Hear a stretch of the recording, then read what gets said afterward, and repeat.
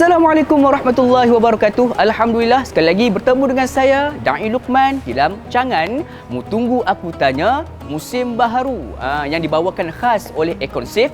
Bandingkan harga kami. Alhamdulillah, pertama-tamanya sama-sama kita panjatkan kesyukuran kepada Allah Subhanahu Wa Taala sebab dengan izinnya maka dapatlah kita hasilkan musim baharu untuk Mu Tunggu Aku Tanya ni. Dan sudah semestinya terima kasih kepada para subscribers, kepada para penonton yang selama ini memberikan sokongan, memberikan doa. Mudah-mudahan program ini mampu untuk terus berjalan sampai bila-bila insya-Allah. Jadi untuk episod kali ini kita akan membincangkan satu topik berkaitan dengan niat di hati. Jadi sedang betul sekalian, di dalam sepotong hadis baginda sallallahu alaihi wasallam, ada seorang sahabat pada suatu hari datang bertemu dengan baginda dan bertanyakan, "Ya Rasulullah, di manakah letaknya niat?" Jadi jawab baginda sallallahu alaihi wasallam, niat itu letaknya di hati. Bermaksud setiap apa yang kita lakukan itu adalah berdasarkan apa yang kita lintaskan di dalam hati kita. Di dalam hadis yang lain, Nabi SAW pernah menyebutkan berkaitan dengan niat, itu sekiranya seseorang itu berniat untuk melakukan kebaikan, baru niat sahaja sudah pun Allah Subhanahu Wa Taala catatkan satu pahala kebaikan buat dia.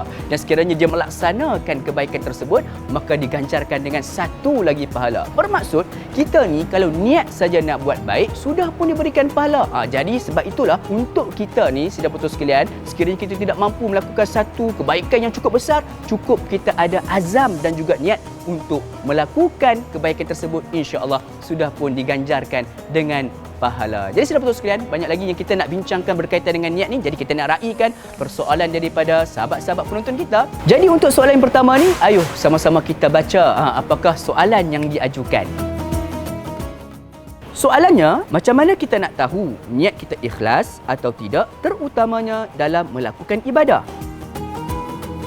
Sudah betul sekalian, bila mana kita menyebutkan berkaitan dengan niat, iaitu niat ini tempatnya letaknya di hati. Jadi siapa yang tahu tentang hati ataupun niat seseorang tersebut, kerana tidak ada siapa pun di dunia ini yang mampu untuk membaca hati seseorang. Jadi bila mana kita menyebutkan berkaitan dengan niat, sama ada ikhlas ataupun tidak, niat ini bergantung kepada orang yang nak melakukan sesuatu perbuatan. Sebab itulah Nabi SAW menyebut innamal a'malu binniyat.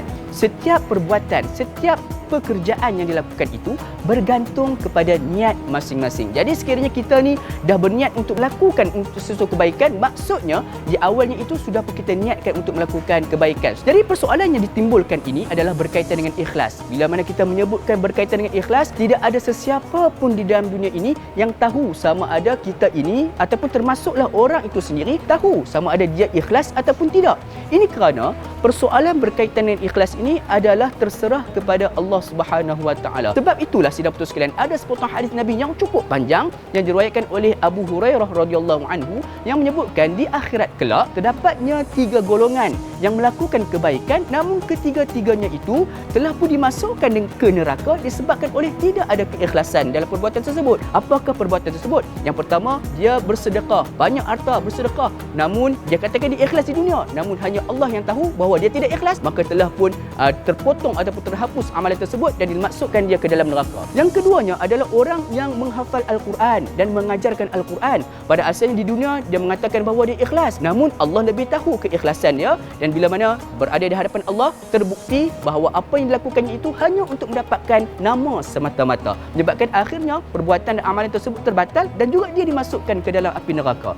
Dan yang ketiganya adalah golongan yang berjihad fisabilillah. Mereka mengatakan di dunia ini mereka berjihad kerana Allah semata-mata, namun Allah tahu tentang keikhlasan hati mereka dan akhirnya di hadapan Allah terbukti mereka melakukan perbuatan tersebut hanya semata-mata untuk mendapatkan gelaran syahid, untuk dapat gelaran dan diagungkan oleh manusia di dunia. Akhirnya perbuatan dan amalan tersebut juga terbatal dan mereka dimasukkan ke dalam neraka. Jadi sidang betul sekalian, kita tidak tahu tentang diri kita sendiri ini sama ada kita ikhlas ataupun tidak, namun kita harus sentiasa melatih diri kita untuk menjadi seorang yang ikhlas. Bagaimana? Dengan cara kita istiqamah di dalam melakukan sesuatu kebaikan. Mudah-mudahan menjawab persoalan tersebut. Ayuh kita beralih dengan persoalan yang berikutnya dengan melihat VT ini.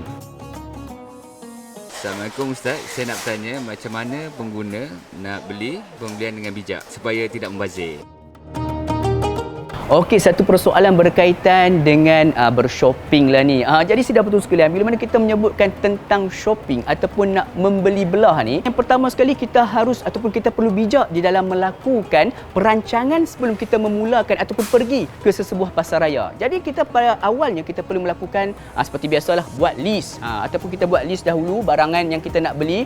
Sebagai contoh, kita nak beli 5 barang saja. Jadi kita buat list 5 barang saja. Janganlah keluar kita bila mana sampai pasar raya yang kita nak pergi tersebut, daripada 5 barang telah bertambah menjadi 15 hingga ke 20 barang. Jadi itu akan menyebabkan pembaziran berlaku. Disebabkan itulah sudah betul sekalian, yang pertama sekali pastikan kita sentiasa melakukan list untuk barangan yang kita nak belikan. Jadi betul sekalian, cara nak beli mudah bagaimana? Datang saja ke Econsave lah.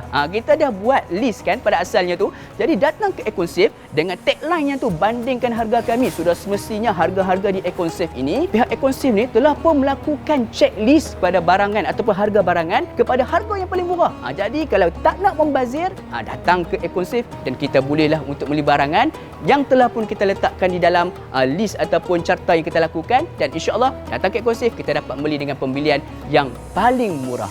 Jadi insya-Allah mudah-mudahan dapatlah memberi jalan penyelesaian kepada yang bertanya seperti tadi. Jadi ayuh kita beralih dengan soalan yang berikutnya. Apakah hukum menggunakan duit haram untuk membuka perniagaan?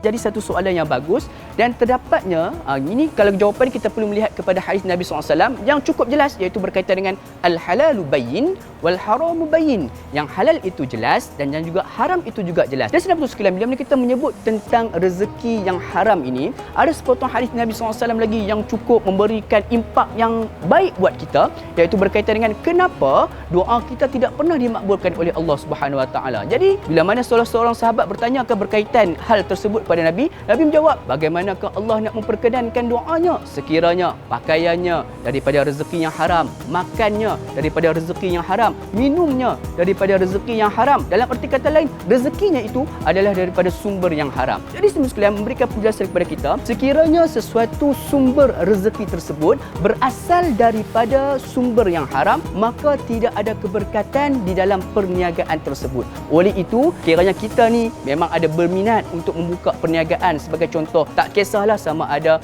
berniaga di dalam shopping mall, di dalam Econsave kita ni ke, ataupun kita nak bershopping ataupun nak menjual barangan menerusi online dan sebagainya, pastikan sumber asasnya itu adalah daripada sumber yang halal. Bagaimana caranya? Mungkin kita sekarang ini pun ada banyak kaedah, boleh melakukan pinjaman-pinjaman yang patuh syariah, ataupun kita meminjam daripada ahli keluarga kita sendiri, ataupun kita pun memang sudah ada modal asal daripada sumber kewangan kita yang halal dan diyakini halal. Sebab apa? Kita di dalam perniagaan ini bukan kita nak kira untung rugi semata-mata, tetapi yang nak kita pastikan adalah keberkatan di sebalik perniagaan yang kita lakukan. Mudah-mudahan kita bila mana dah ada semangat dan juga ada azam untuk melakukan perniagaan, pastikan perniagaan kita itu berasal daripada rezeki yang halal dan akhirnya mendapat keberkatan, dan seterusnya hasil yang kita dapat itu juga adalah dalam bentuk rezeki ataupun hasil yang halal, dan juga kita boleh lakukan pelbagai kaedah ataupun pelbagai manfaat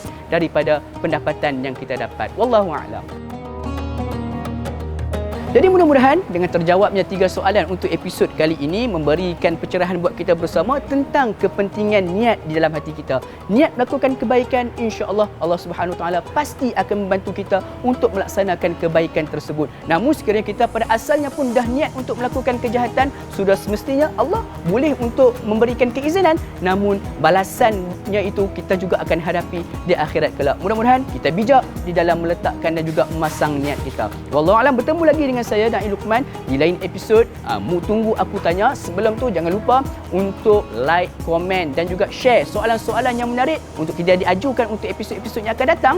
Jadi akhirul kalam, wabillahi taufiq wa hidayah. Wassalamualaikum warahmatullahi wabarakatuh.